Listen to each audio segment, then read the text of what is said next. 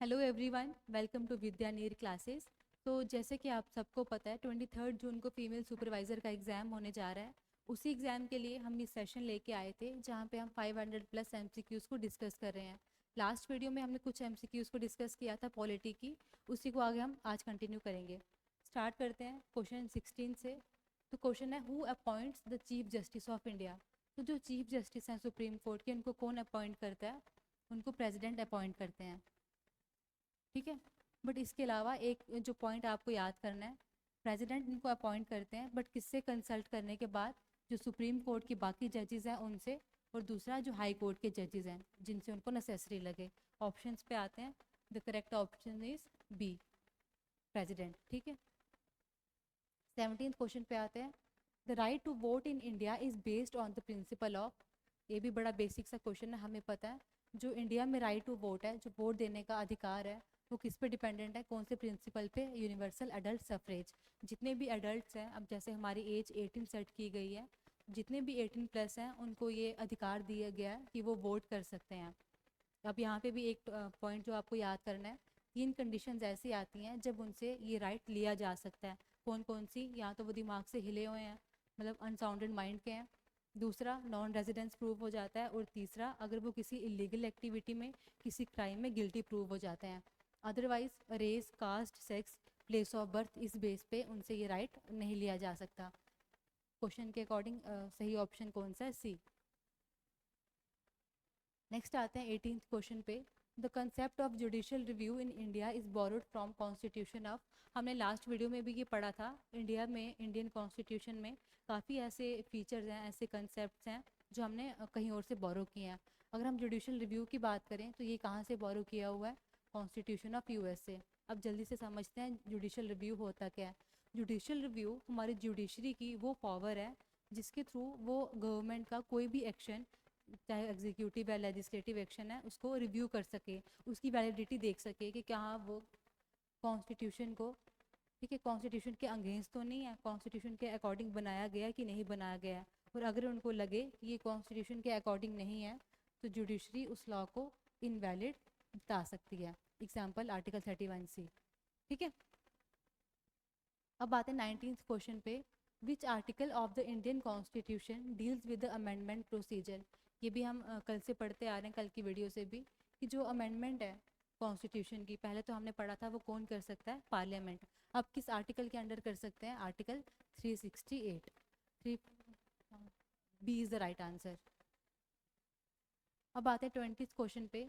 The finance commission is appointed for every. पहले तो जब भी आप किसी कमीशन के बारे में पढ़ते हो, एटलीस्ट 2-3 बातें पता होनी चाहिए। एक तो वो कमीशन अपॉइंट कौन कर रहा है, दूसरा वो रिपोर्ट किसको प्रेजेंट कर रहे हैं, ठीक है, और तीसरा वो मतलब एक एनुअल है कि 5 साल में, 4 साल में कितनी बार बनती है। अगर हम फाइनेंस कमीशन की बात करें, हर 5 साल के बाद इसको बनाया जाता है। आर्टिकल 280 डील करता है फाइनेंस कमीशन के साथ। इसको अपॉइंट करता कौन है? प्रेसिडेंट। अब रिपोर्ट की अगर बात करें तो फाइनेंस कमीशन अपनी रिपोर्ट देते हैं प्रेसिडेंट को, और बाद में प्रेसिडेंट ये रिपोर्ट आगे किसको देंगे? पार्लियामेंट को। ठीक है, 21st क्वेश्चन पे आते हैं। The constituent assembly for undivided India first met on. जो ये कॉन्स्टिट्यूएंट असेंबली है, पहले तो ये असेंबली क्या थी? ये वो लोग थे जिन्होंने मिलकर हमारे कॉन्स्टिट्यूशन को ड्राफ्ट किया। बनी कब थी ये? नवंबर 1946 में। और पहली बार इनकी मीटिंग कब हुई थी? दिसंबर 1946 में। ठीक है, द करेक्ट ऑप्शन इज 9 दिसंबर 1946। अब यहाँ पे भी आपको एक पॉइंट और याद करना है। जो पहले प्रेसिडेंट थे इस असेंबली के, वो कौन थे? सत्यानंद सिन्हा। बट वो इलेक्टेड नहीं थे, उनको कुछ टाइम के लिए सेट किया गया था क्योंकि वो सबसे बड़े थे उम्र में। उसके बाद जब इलेक्शंस हुई तो किसको प्रेसिडेंट बनाया गया था? राजेंद्र प्रसाद को। ठीक है, वो पहले इलेक्टेड प्रेसिडेंट थे। नेक्स्ट आते हैं 22nd क्वेश्चन पे। The constituent assembly which frame the constitution. वो कॉन्स्टिट्यूएंट असेंबली जिन्होंने हमारी कॉन्स्टिट्यूशन को फ्रेम किया, वह सेटअप इन, अभी हमने लास्ट क्वेश्चन में पढ़ा, सो कब बनाया था? 1946 में। ठीक है, नवंबर में बनाया था और दिसंबर में उनकी पहली मीटिंग हुई थी। 23rd क्वेश्चन पे आते हैं। Who was the first foreign minister of free India. हमने पहले भी डिस्कस किया था कि स्टेट एग्ज़ाम्स के हिसाब से इस तरह के क्वेश्चन इंपॉर्टेंट होते हैं।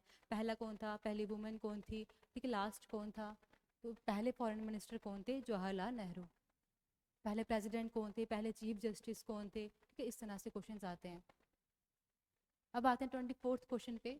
The constitution of India is design to work as a unitary government in which case. अब जो ये यूनिटरी गवर्नमेंट है, ये कैसी गवर्नमेंट होती है, उस तरह की गवर्नमेंट जहाँ पे जो डिवीज़न ऑफ पावर है वो किसकी तरफ ज़्यादा रहता है, सेंटर की तरफ, एक स्ट्रॉन्ग सेंटर होता है। अगर हम इंडिया की गवर्नमेंट की बात करें तो क्वाजी फेडरल हमारी गवर्नमेंट है, ठीक है, क्वाजी फेडरल गवर्नमेंट है जहाँ पे आपको यूनिटरी फीचर्स भी देखने को मिल जाएंगे। नॉर्मली इस तरह से काम करते हैं हम, लेकिन इन केस अगर इमरजेंसी हो जाए, ठीक है, नेशनल इमरजेंसी लग जाए, तब क्या होता है, जो पावर्स हैं वो कहाँ पे इंक्लाइन हो जाती हैं, सेंटर की तरफ, ठीक है, सेंटर ज़्यादा स्ट्रांग हो जाता है। नॉर्मल टाइम्स में ऐसा नहीं होता कि यूनिटरी गवर्नमेंट वाला फीचर कब देखने को मिलता है, ज़्यादा स्ट्रांग सेंटर कब देखने को मिलता है, इन टाइम्स ऑफ इमरजेंसी। तो option B is the correct answer. अब आते हैं 25th क्वेश्चन पे।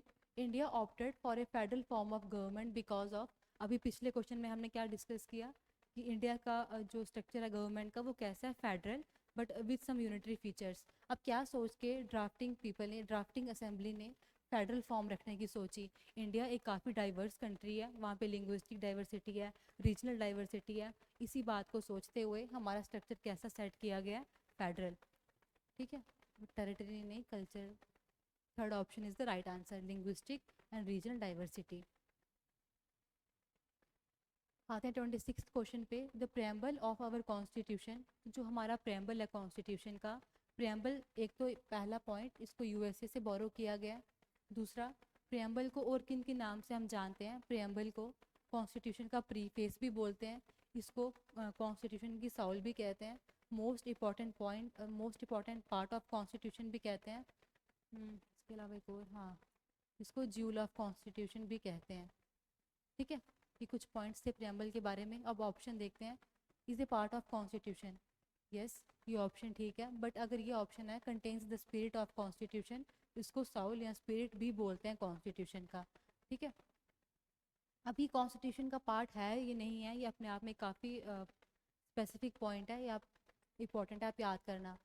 ये प्रेम्बल कॉन्स्टिट्यूशन का पार्ट है। इसके अलावा एक पॉइंट और आता है, क्या प्रेम्बल को अमेंड कर सकते हैं, तो उसका आंसर भी क्या है, यस, प्रेम्बल को अमेंड कर सकते हैं, बट बेसिक स्ट्रक्चर को अमेंड नहीं कर सकते, वो कंडीशन सेम रहती है। नेक्स्ट आते हैं 27th क्वेश्चन पे। Fundamental freedoms under the article 19 are suspended during the emergency caused by. अब यहाँ दोबारा से दो मेन बातें हैं, एक तो यहाँ बात हो रही है इमरजेंसी की, दूसरा हो रही है आर्टिकल 19 की। अब एक एक करके इनको देखते हैं। पहले हम बात करते हैं आर्टिकल 19 की, जो कि हमारा एक फंडामेंटल राइट है, हमने भी पीछे पढ़ा फंडामेंटल राइट्स क्या होते हैं।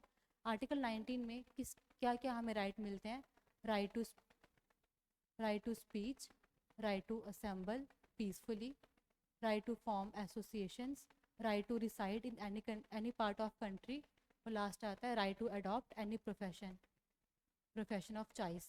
अब एक ट्रिक है छोटी सी याद करने के लिए, आप स्कूल से याद करना, जब हम स्कूल में थे स्पीच होती थी किस टाइम पे, असेंबली के टाइम पे। उसके बाद हम अपने अपने फ्रेंड्स के ग्रुप बना लेते थे, एसोसिएशन बना लेते थे, जहाँ मन करता था स्कूल में वहाँ बैठते थे, और स्कूल से निकलने के बाद जिसको जो प्रोफेशन अडॉप्ट करना था उन्होंने वो किया। आर्टिकल 19 हो गया। अब बात आती है इमरजेंसी की, यहाँ स्पेसिफिकली बात हो रही है नेशनल इमरजेंसी की। तो आपको पता होगा जो नेशनल इमरजेंसी है वो दो बेस पे लग सकती है, या तो इंटरनल, अपने देश में कोई प्रॉब्लम चल रही है इंटरनली, या तो कोई एक्सटर्नल एग्रेशन है, एक्सटर्नल वॉर है। अब वापस क्वेश्चन पे आते हैं, आर्टिकल 19 कब सस्पेंड हो सकता है। आर्टिकल 356 ये कहता है, 358 ये कहता है कि जब भी नेशनल इमरजेंसी इस बेस पे लगती है, एक्सटर्नल एग्रेशन की वजह से लगती है, उस time through out the country article 19 को सस्पेंड कर दिया जाता है। तो इसमें से कौन सा ऑप्शन ठीक होगा, वॉर और एक्सटर्नल एग्रेशन, ठीक है। आते हैं नेक्स्ट क्वेश्चन पे।